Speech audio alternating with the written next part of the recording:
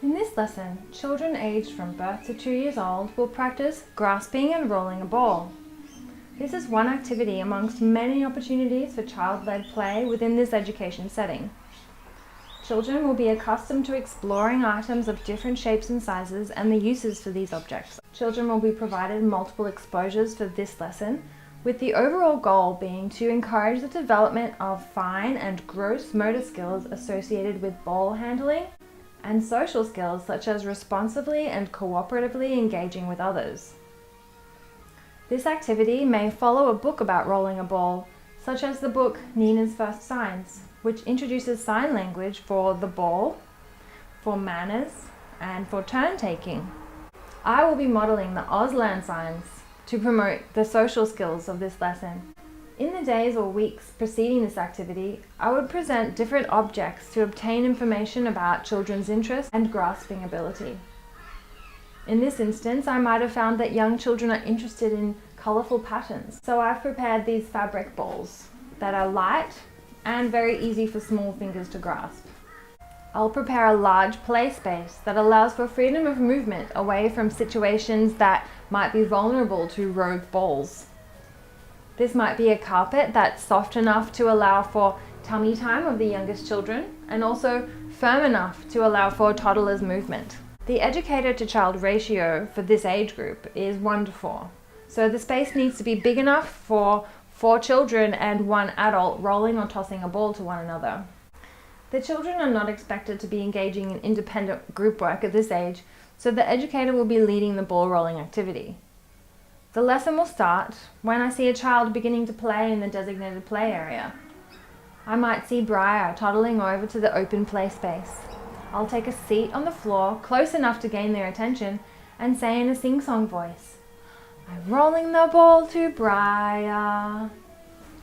I can use exaggerated gestures to emphasize my words, and this is an important differentiation for planning for a student with hearing difficulties.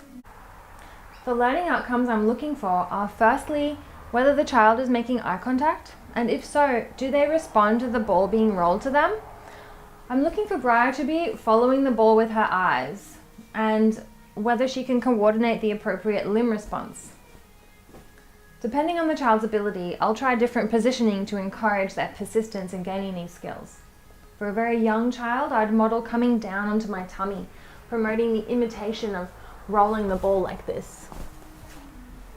If the child is toddling, I might model a gentle tossing of the ball from a kneeling position. My teaching cues would be simple sentences based on my observations, reinforcing language for the ball, as well as pairing the verb for the action as I model what I'm looking for. Watch the ball. Catch the ball. I'll also be introducing literacy through song when the desired action of rolling the ball is attained. When Briar is able to grasp the ball that's rolled to her, I'll prompt with gestures and ask, "Can you roll the ball back to me?" Depending on what I observe, my teaching cues might be, "Look at me," or "Let go," or "Push the ball." When she rolls the ball, I'll sing, "Briar is rolling the ball to Kimberly." I might extend this activity by using a ball that has a smoother texture or is lighter or heavier. If another educator is available, the activity might be extended by including a ramp, which the educator could support Briar to sit on, and Briar could try catching the ball that's rolled up the ramp to her. Briar will need to coordinate the appropriate limb response in response to the changing speed of the ball, which will decelerate as it travels up the ramp to her. Whether or not Briar is successful in reaching the aims of the activity, I'll acknowledge her experience and her feelings. For example, if the ball rolls off to the side, I might say, "Oh, good try catching the ball. Can you pick it up? Let's keep playing." Howie might toddle over to the play space and I might say something like, "Oh, it looks like Howie wants to play ball too. Let's roll the ball to Howie." I might extend the song to cue children to continue to roll the ball. Roll, roll, roll the ball, happy as can be. Howie rolls it back to me, quick as 1, 2, 3. Let's say another child joins in. Now I'll use language to encourage the group skills of sharing the ball and taking turns. Oh, now it's Elizabeth's turn. Howie, can you roll the ball to Elizabeth? I'm looking for cooperative behavior. However, Howie might not want to roll the ball to Elizabeth.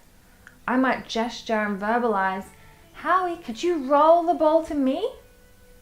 If Howie isn't ready to pass on the ball, I might pull out another ball to continue the game for Elizabeth and Briar. I'll have a store of up to 5 balls to extend the game for up to 4 children and the educator, all rolling the ball to one another simultaneously. If this is achievable, I'll then gradually remove the balls one at a time, so the children have to wait for increasing lengths of time for their turn as the ball is shared around, building persistence as well as cooperation. If Howie is not interested in group play, I'll encourage the other children to engage in the activity as long as they wish to play. Numeracy skills can be introduced again when packing up the 5 balls by counting the balls together. Let's pack up the balls now. How many do we have? 1, 2, 3, 4, 5. Can you bring me the basket they live in? Let's put them in together. 1, 2, and so on. Let's pack away the basket for another day. Thanks for watching.